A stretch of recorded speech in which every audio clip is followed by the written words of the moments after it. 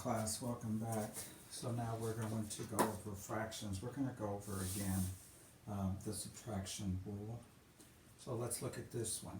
Again, let's go over the fact that a fraction is always parts over whole. So there's your decimal, not decimal, but your fraction line. So it's always how many parts I gave you of the entire, in this case, the entire pizza. So let's look at this first question. It says Jonathan plays basketball 3.5 hours per week. Okay, so make sure you thoroughly understand what this fraction means. So literally it means 3 hours and then half of another hour. Okay, so pretty much common sense there. Just make sure you understand what that fraction means. So that if you interpret this into,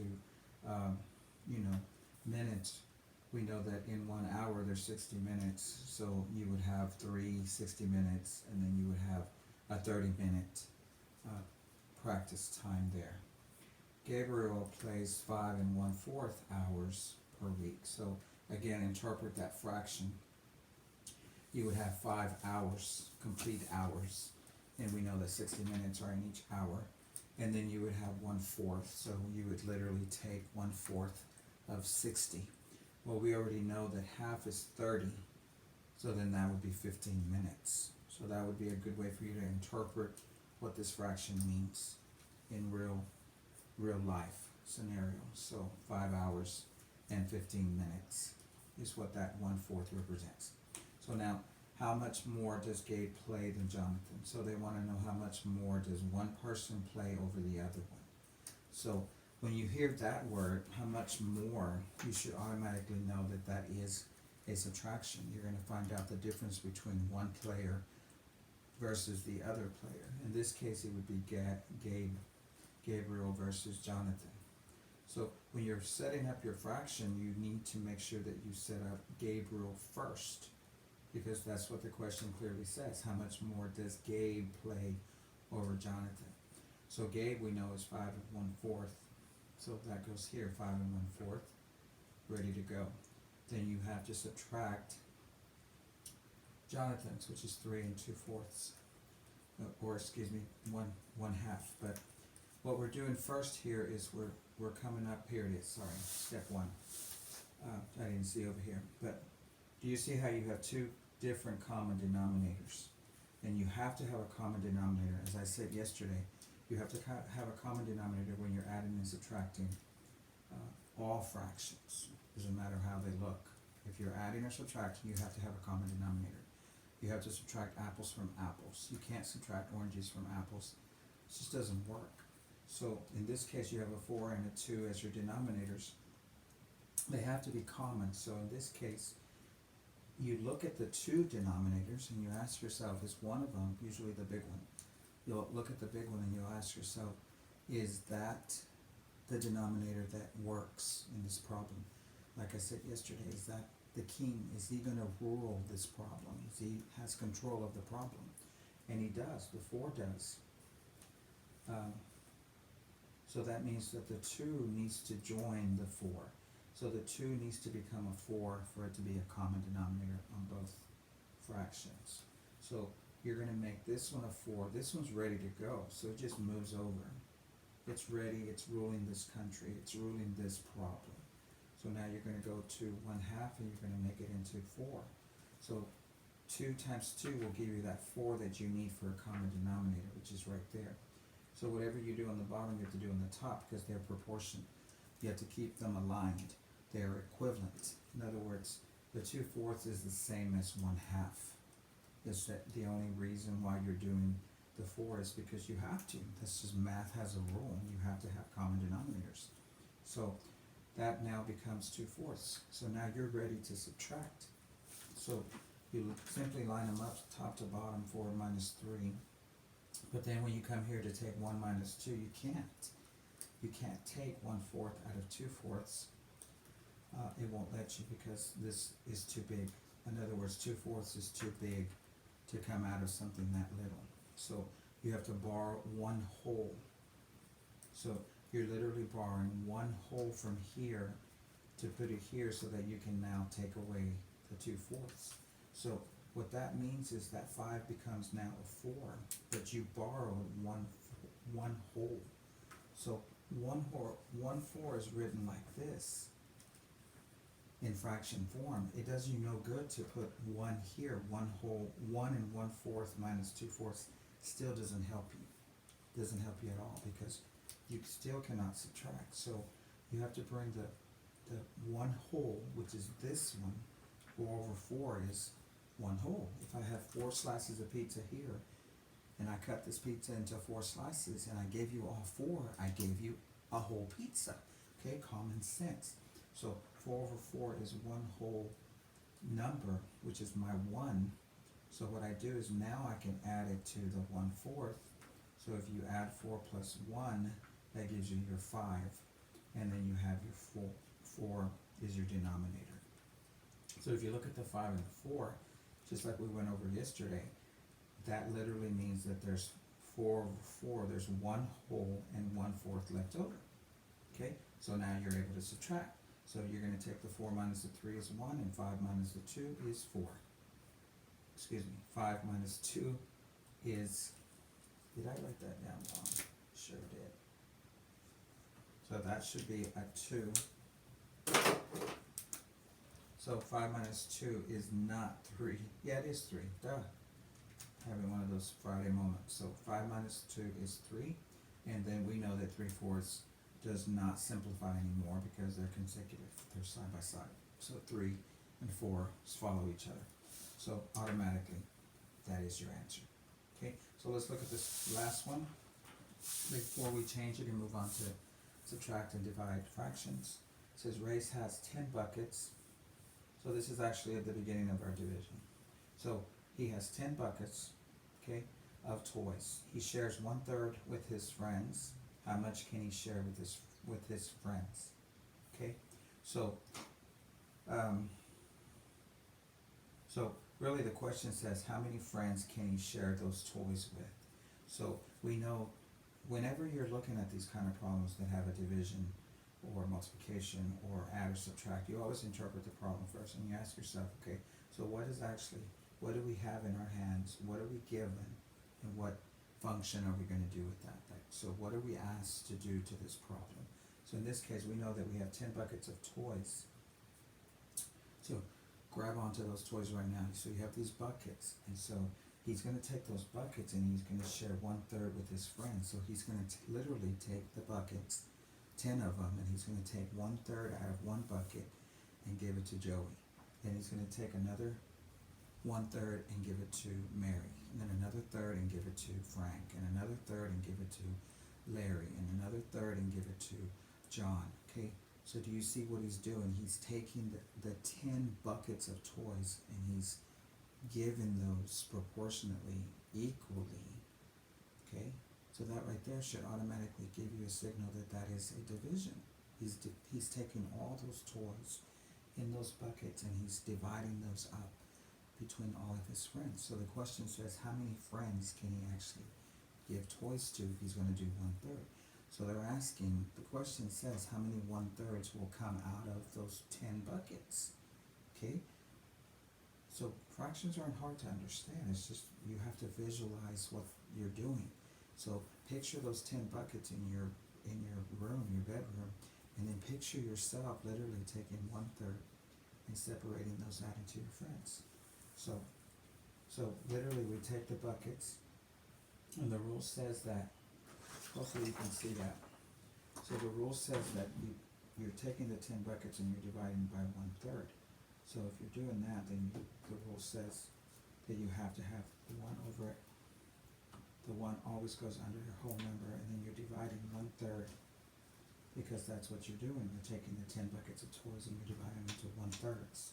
So they're asking you how many 1/3, which means one friend, because one friend gets 1/3 of the buckets.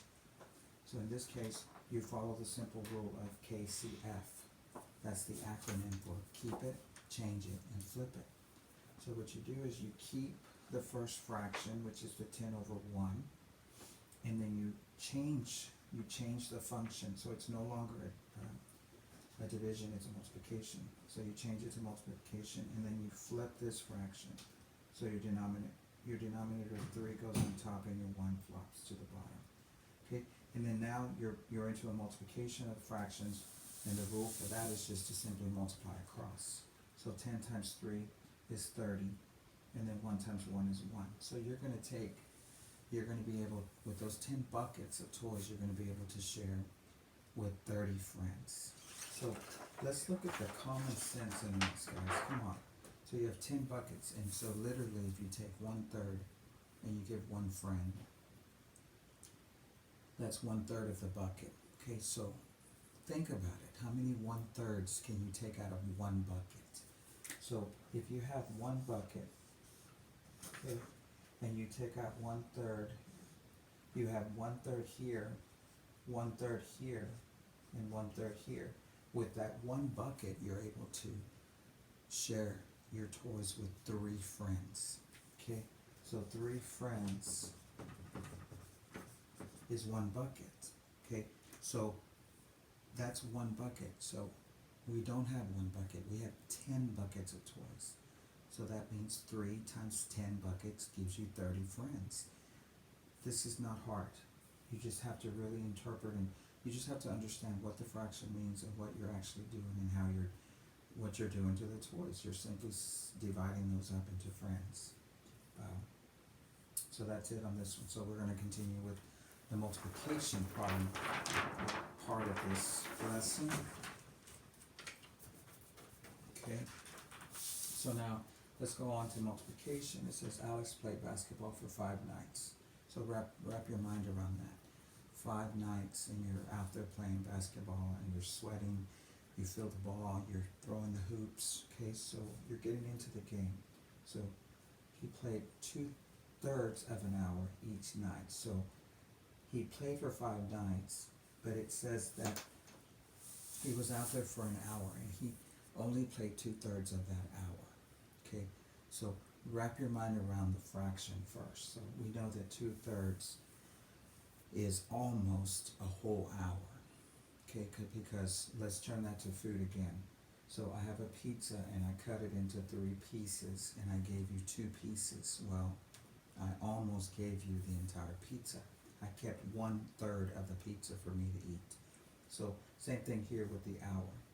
You have an entire hour, and 2/3 of that hour you spent playing basketball. So you're almost spending an entire hour. Okay, you're lacking 1/3 of an hour. So that would be like dividing the hour into 3 parts, and you spent 2 parts of that playing basketball. So interpret that first mentally. So how many hours did he play? So they want to know how many hours did he actually end up playing. Well, if you do the long math without even solving one, you can simply tell yourself that he did 2/3 one night.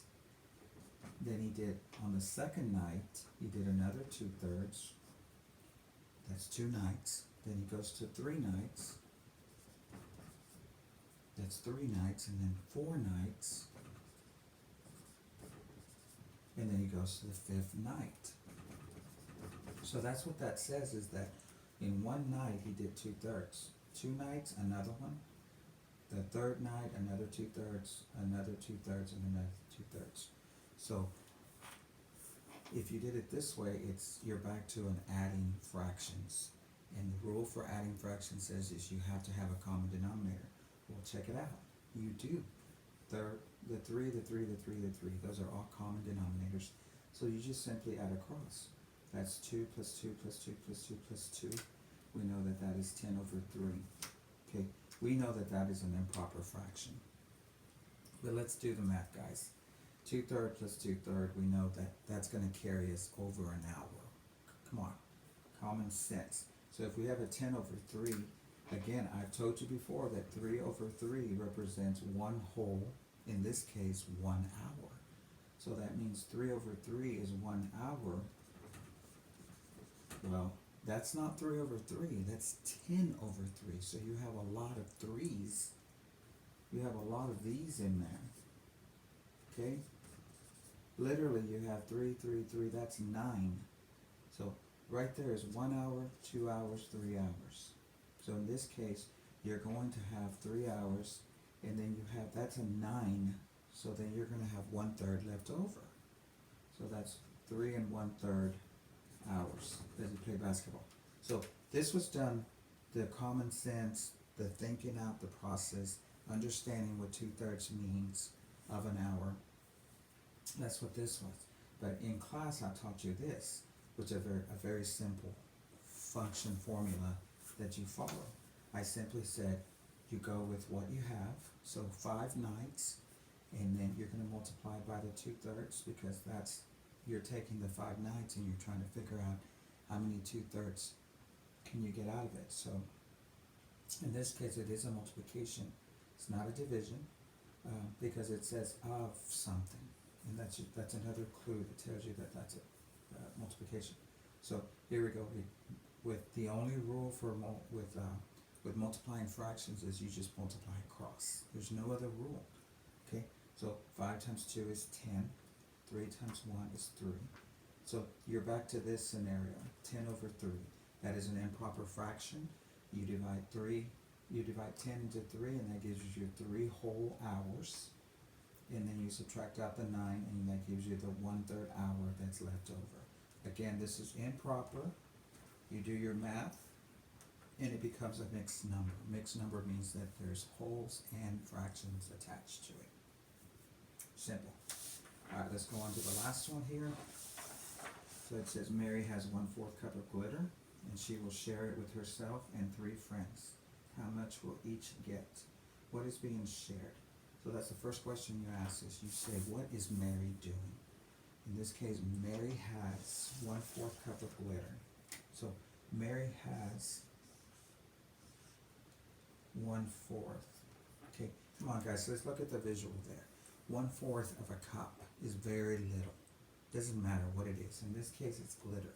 So just imagine something related to something for you at home. A 1/4 cup of milk.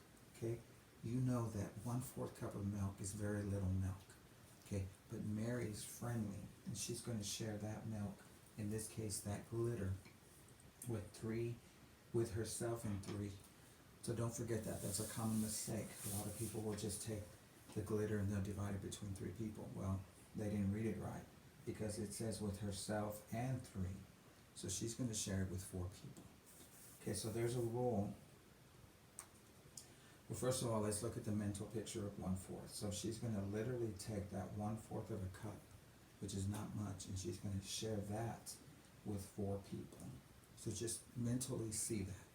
You have this much milk in your cup, and you're going to take that little milk and you're going to give it to one person equally, all the same amount.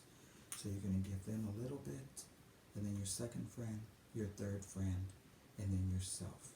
So you're giving them all a proportion of that. You're giving them a little bit of everything of that 1/4 cup of milk, in this case glitter. Okay, so mentally see that. How much glitter are they actually going to get? Not much. Okay, so that's why I've always taught y'all that when you do 1/4, you're taking 1/4, which is very little, and you're dividing that into more people or friends or whatever. In this case, that 1/4, that fraction is going to become much, much smaller. Okay, that's just common sense. So in this case, the rule that I taught you was, you take what's being shared, which is the glitter, the 1/4, and you're going to divide it among your friends, which is Mary and her friends, which is 4. All whole numbers go over 1. Okay, so now here's your rule for division, and it is called, again, the keep it, change it, flip it. So you're going to keep it, the 1/4, and then you're going to change it. So that division becomes now a multiplication. Okay, and then you're going to flip it. So that 4 over 1, the 4 drops to the bottom and the 1 comes to the top. And then you again multiply across, which is the rule for multiplication of fractions. Multiply across, so 1 times 1 is 1, 4 times 4 is 16.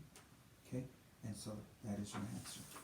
Each person is going to get 1/16 of glitter.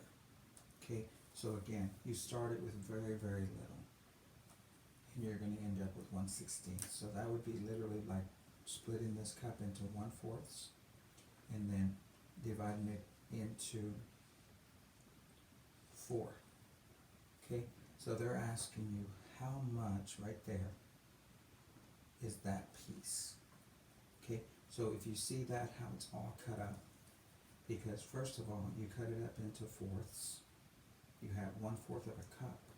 But if you look at the entire cup, you know that 1/4, there's 1/4, 1/4, 1/4, 1/4. There's 4/4 in that cup. If that cup is split up into fourths, you'd have a fourth, a fourth, a fourth, and a fourth of the entire cup. Okay, so they're asking you how much of that 1/4 that's in there would be received by each friend and Mary.